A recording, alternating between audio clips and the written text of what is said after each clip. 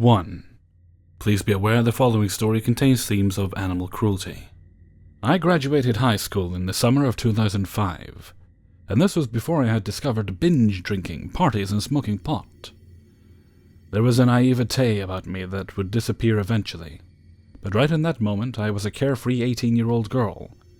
I spent my evenings driving around the city with my friends, listening to music, and overall enjoying adolescence and knowing I wouldn't be returning to school. The summer was mine. It was a hot, sticky July night, and a group of friends and I were trying to figure out what we'd like to do with the evening. Sugar highs aplenty, we got discussing an abandoned hospital about 45 minutes outside the city, in a neighboring town. I had been there before a couple years previous. They had heard stories from me how dilapidated the building was, how creepy it felt being there. This sounded all very appealing to my friends who had nothing better to do, so we loaded up into one vehicle and set off down the highway towards the hospital. At the time, I was calm. I was with a group of friends, mostly boys, and I suppose I felt an element of safety. Despite the late setting sun, we arrived around dusk where everything had an orange, dreamlike glow. Birds were still chirping happily in the trees above our heads, and there was an excitement between all of us. Perhaps it was because we were nervous of being caught, or perhaps it was wandering around an asbestos-dressed building, adult-free, that excited us. Regardless, we parked quite a distance away from the hospital as not to be caught. We didn't want to be conspicuous, parking right outside the building, like a flag waving, "We're trespassing." Because I had been there before, I led the way. Much had changed since I had been there previously, more broken windows and spray paint. The building itself was surrounded by a large chain-link fence with barbed wire at the top, and the hole I squeezed myself through the first time had been mended by, I am assuming, the authorities. We would have to find another way inside, which would be easy, as there were many boards pulled from the basement windows by children similar to us, just looking for adventure. This is where I should mention none of us came prepared in any sense of the word. This was before torches on smartphones, and none of us thought to bring a flashlight with us. Though it was still light outside, the basement was pitch black and, of course, our only source of entry. I wish I could say that when I stepped down into the basement, the hair on the back of my neck raised, or I felt any sort of anything in terms of fear. It wasn't until a little later that I knew something was amiss. When we finally all piled into the basement, we formed a chain of bodies, no man left behind, and began to stumble over broken glass, crumbling walls, and furniture haphazardly laying around. I couldn't see past my nose, and the smell of mold and smoke from the fires previous filled my nostrils. It wasn't until we rounded a corner that we saw a little flicker of light. It was a stairwell, and the broken windows on the floor above us was shedding light, guiding us from the basement. I breathed a small sigh of relief as I stepped over an overturned gurney in the middle of the staircase landing, and climbed my way up to the main floor of the hospital. We didn't spend much time on the first floor. A lot of windows were still boarded up with plywood, which made it dark and difficult to see. At this point, the sun is fully beginning to set, and I estimate we have been here for no longer than 20 minutes. It wasn't until we reached the second floor that things began to appear amiss. Considering it was a hospital, we assumed every floor looked the same, and we were not surprised to see that the second floor was a replica of the first, just with a little more light. Here we were more comfortable with our movements and wandering around, though we never split up. We rounded a corner to go down the long hall. We noticed these strange ball-like masses hanging from strings down the entire length of the hallway. At first glance, I thought they were wires fallen from the ceiling. However, as we got closer, I realized I was 100% wrong. Hanging in front of my face was a dead pigeon with a rope or a string tied tightly around its neck. There were dozens of them down the entire hallway. I have no idea why they were put there, and by whom, but I instantly felt fear in my bones, and I wanted to leave the building. Perfectly timed, we began hearing footsteps walking towards us. I knew a lot of kids came here to party and wreck things, but I began to wonder if there were more nefarious people lurking in the shadows. The footsteps got closer. We were so far from the only entrance and exit we knew of. We all stood there frozen, unsure what to do. We ducked into a room with a small bathroom off to its corner, where all of us tried to fit behind the bathroom door to hide. Scared to breathe, I was pressed into the wall so hard I didn't think I could breathe even if I wasn't scared shitless. The footsteps began again, and I stood there wondering if it was a police officer, which I would have chosen over whoever hung the pigeon lanterns. Sweating and terrified, we watched the sun set from one of the broken windows close to the door we were hiding behind. The footsteps sounded so close I swear all of us stopped breathing. The footfalls sounded like they were getting closer and closer, until they stopped entirely. With my fingernails digging into my palms, I dared not to breathe because we knew by that point it was not a drunk teenager or an angry cop. There was a thick feeling of unsafe in the air. I could taste it. Right at the moment I thought it was safe to say something, I felt a large banging against my neck. From the wall I was leaning against. A strong, heavy fist slammed so loudly against the old cracked drywall, I nearly screamed. I didn't wait to see who was behind me, and I don't think my friends did either. I took off down the opposite end of the hallway and down the stairwell and into the dark basement without waiting for anyone. I climbed up out of the basement and into the summer heat and exhaled deeply, trying not to cry. How do you describe such fear? Where did it come from? We were all in agreement walking back to the car that people are far scarier than any ghost stories we've ever heard. 2.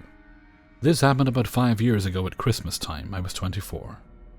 My friend, same age, was living in the UK for a law school placement, and all her law friends were scattered in placements around Europe. I flew there and met up with her in London, then we went to Bratislava, capital of Slovakia, Budapest, Vienna, then back to the UK. One of her law friends, a male, late 20s, met us in Bratislava and travelled with us back to his place in Budapest. So, because it was Christmas time, there were Christmas markets in every major town square. Bratislava is very small, and there's 2 major squares, and it's packed with locals and tourists.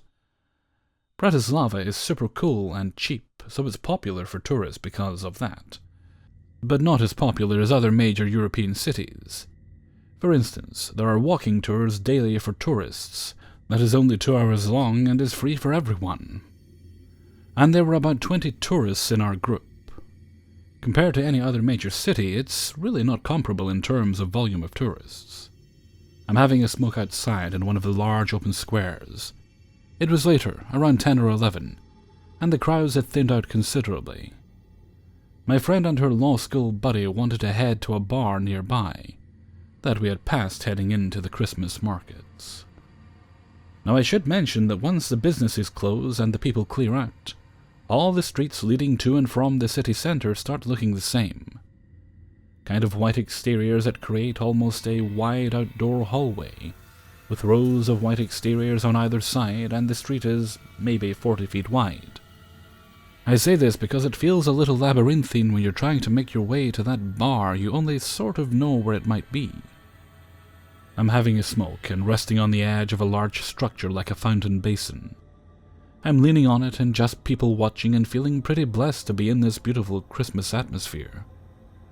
I get this spidey sense like someone is watching me, but I just assume I'm being paranoid and continue to smoke and chill, try and get it out of my heart. Man, that spidey sense wouldn't quit. It's going off again and tells me to look up, and I see an older man, mid-50s or 60s, short and stout, about 200 meters away, looking in my direction. I tell my brain, okay, so there's an old guy there. He's not looking at you, he's just looking towards your direction. Relax, you're fine. Spidey sense goes off again and I look up. Now I'm quite sure that this man is looking in my direction. And actually, I'm the only thing in his line of sight. I know better than to ignore your intuition because I've been in situations before where I ignored my gut and I shouldn't have. Before then, though, I just thought my brain was overreacting to being alone in an unfamiliar city. Even though I have traveled alone before. I do have CPTSD and OCD, so it's not unusual that I'm hyper-vigilant and aware of my surroundings. That tends to be my default state, and it's not unusual for me to have obsessive, anxious thoughts. But finally, I listened to my spidey sense that I've just been trying to rationalize myself out over and over, just for it to keep going off. I decide to make my way to the bar and meet up with my friends. Creepy Dude can stay here. I'll just remove myself from the situation. I start walking in the direction I think the bar is, passing white exteriors and tons of windows that reflect the streets like mirrors. Now that all the daytime businesses are closed. Spidey sense goes off. That fucker is following me. I quicken up the pace, but I'm very aware that we are moving from a wide populous square to quiet side streets, where it's just me walking and 100 feet behind me is this guy keeping pace with me. We walk for about 6 to 10 minutes like this, with me checking his pace in the reflections and casually looking back to make sure he's still far enough away for me to outrun him. I should note at the time I was fairly heavy, around 230 pounds and only 5 foot tall. It's not like he could just carry me away, but I am actually really strong, a decent fighter, and can sprint pretty quick. So I figure I can run, fight, or be dead weight if he catches up to me. He doesn't seem to think I know he's following me, so I can just walk calmly but quickly towards my friends, suppressing the urge to bolt because I realize I'm fucked if the bar isn't where I think it is. There's no one around except us. The last thing I want to do is set his predatory behavior off by running and getting lost and having him catch up to me. Basically, I need to get to the bar and fast. Finally, I get to the bar. Honestly, it was like an oasis in the desert. I ran inside like it was storming outside with that same exhausted energy. I see my friend's law school buddy at the bar ordering drinks from the bartender. I actually don't like this guy at all, but I run over to him, hug him, and plop myself on the stool next to him and start describing what just happened, low-key out of breath and flustered. Again, my spidey sense goes off. Surely Buddy isn't going to follow me into the bar. The door opens and there he is. He scans the room and looks for me. When he finds me directly in his field of vision, I see him look to my left at law school guy. Then he turns and leaves. So, creepy old guy in Bratislava, let's never meet again. 3. I'll just call the neckbeard in question GS for a greasy slob. Backstory is we met in health class in freshman year of high school, 9th grade here in America. I look very young, hence the name Undercover Lolly. I'm no longer a minor anymore, but I look like I'm 13 or 14, being around 5 feet tall, and less than 100 pound at times. Kind of seasonal. Thanksgiving and Christmas binges made me over 100.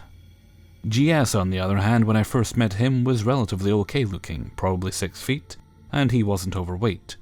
But he was a little on the thicker side, but hey, that's okay, I don't judge. Now, on a separate topic, I was called young-looking all my life, and I've become pretty numb to it. My friends tease me a lot, playfully, and call me a lolly, so I'm rolling with it, and I'll refer to myself as such, or just L if it comes up. Sorry if that makes you uncomfortable, as it is now my badge of honor, but I still wear baggy clothes like big sweaters and try to hide how small I am in the important places for girls. I'm also a big people-pleaser who has the constant fear of God looming over her head when it comes to disappointing others who are in positions of authority or general superiority. GS was sort of in this category since he was older than me by more than a year, but was still in my years since he was held back because of his poor grades. So I'm into anime, manga, cosplay, etc., and that is my usual friend group's topic of conversation and interest. GS joined the group because he likes all that stuff too, and we are a very kind and welcoming group of friends, as we saw he had no other people to eat or talk with, and he seemed pretty chill. At first. The first thing that struck us as odd was that he talked like he was born and raised in a medieval-themed restaurant. throwing miladies and shalls along with other fancy-sounding words, usually incorrectly in sentences. He also boasted about his extensive knife and blade collection, but we all laughed it off as quirky, and his excuse was he carves wood and writes novels and sells them. A total lie, I found out later. He writes very bad Skyrim-themed shit, so he has to talk like this or else he will fall out of groove.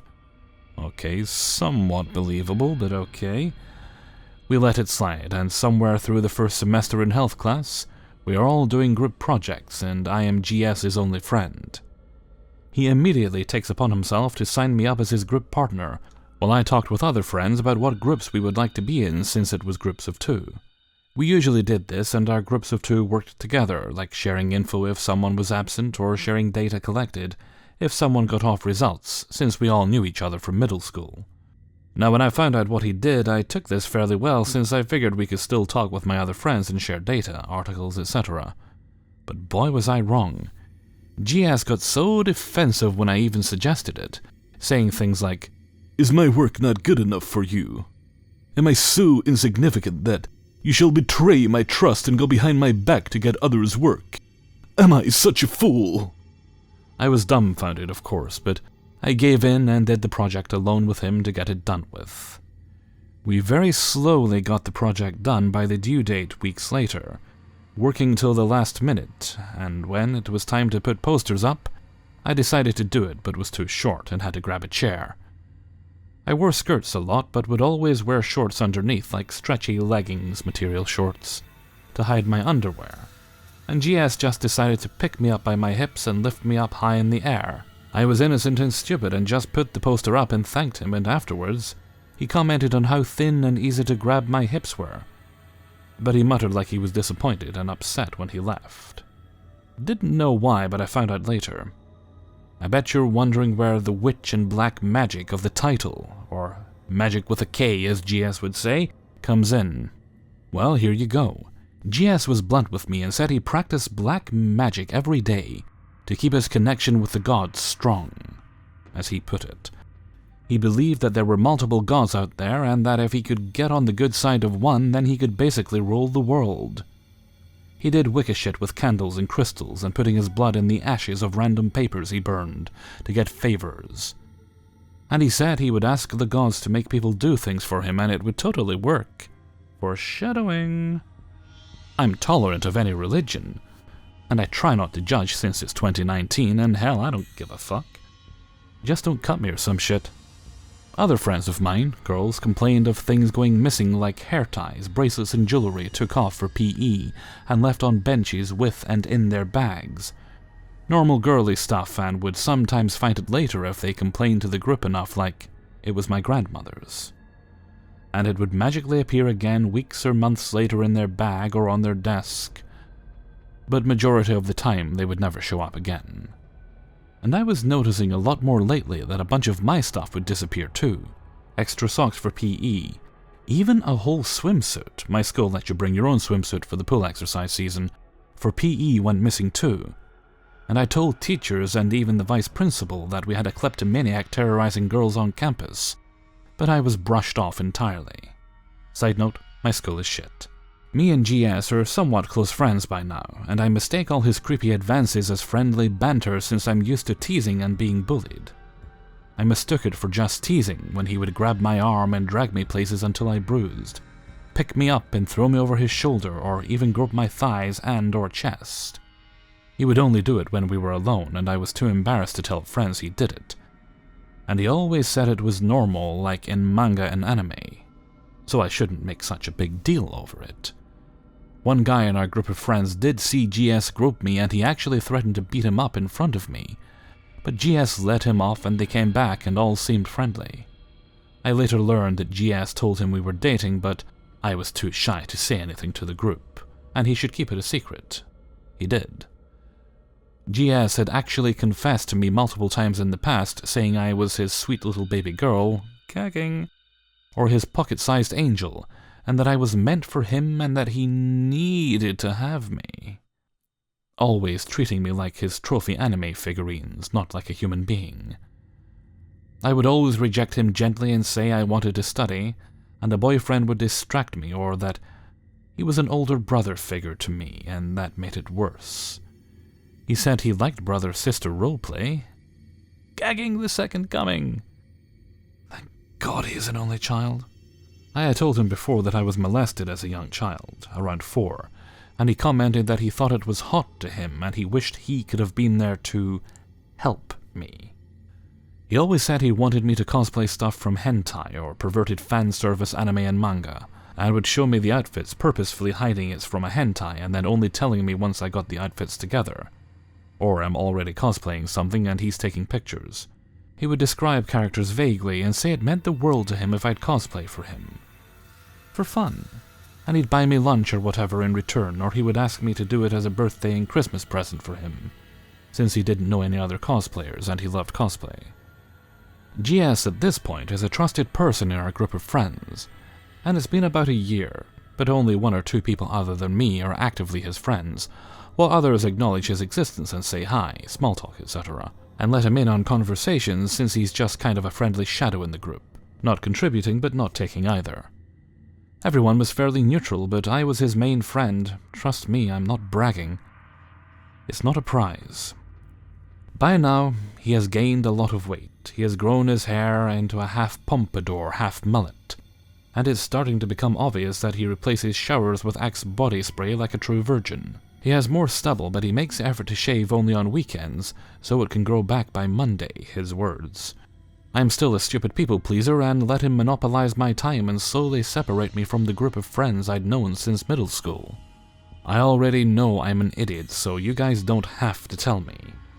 I was weak and too dim to see what was going on, but I'm better and not as stupid now. He used those same manipulative tactics as before, saying I was mean to not eat lunch with him alone, since he only wanted to eat with me, his best friend. Like it was my fault, and me being the idiot really felt bad, and didn't want to disappoint him, so I did. My friends stopped coming to me gradually, and I got depressed because I'm a social butterfly when it comes to my friends. GS only seemed happier. I had more time to spend with him now that my friends left us, and I was desperate to hang out with someone other than Greaseball over here. But he was all I had, and he frequently forced me to tell him secrets or personal information, by the before-mentioned tactics and new ones like threatening suicide because I hated him and wanted to hide my life from him. I found a wonderful boyfriend in my chemistry class that GS was luckily too stupid to get into around junior year, and we had such good chemistry, pun intended, and it absolutely ruined GS. He said I had betrayed him yet again. The usual go-round with him, demanding I break up with him since he couldn't handle my attention being divided between 2 men, and that I was obviously doing this to hurt him somehow, and there was no way I really liked this boy because he could tell he wouldn't treat me like a proper lady. I firmly rejected him, and this time said he couldn't do anything to make me break up since I liked him, and if he had issues with it then he doesn't have to be my friend. It felt really good standing up to him for once, but he got very scary after this. I hung out with my boyfriend more and less with GS, and a few days later GS came to me while I was alone with the creepiest smile I have ever seen and apologized to me. And I will never forget what he said. "I'm so very sorry about my inappropriate ruckus I made about your boyfriend. I approve of your relationship, and I know that the gods will handle everything." Creepy, but okay. I knew he rarely apologized since he had this above-God attitude, and I took it as a step in a positive direction. I didn't understand the context, but I would later. My boyfriend broke up with me less than 2 months later, saying that he couldn't handle the stress of dating me, and I was left wondering what I did wrong, and GS was here to pick up all the pieces of my shattered heart. I know I shouldn't get attached to such a short relationship, but he was a good friend too, and I had liked him for a long while. I just needed somebody other than GS, but GS swooped in, acting like Prince Charming, and said shit like, "He didn't deserve you," and all that sappy shit that makes you feel better, but it was all manipulation. He told me to come over to his house next week, and we could just play video games with some old friends there for his birthday, and it would be all better and I had nothing else to do, so I agreed, since I understood other people would be there. Nope, I was alone with him and his mom in the most awkward birthday party ever, and even better, This black magic Sabrina the teenage witch lived in an extremely Catholic house with his mom and dad. I wanted to be alone for a while and went upstairs with the excuse of the bathroom, but went to his room instead. Now, I'd been to his house before, but he was so stubborn about letting people in his room without him, and him preparing. Call it curiosity or being too nosy, but I invited myself in. Dear God, it smelled putrid, but I didn't want to try to leave so soon in case someone saw or heard the door close again. And then I saw something suspicious.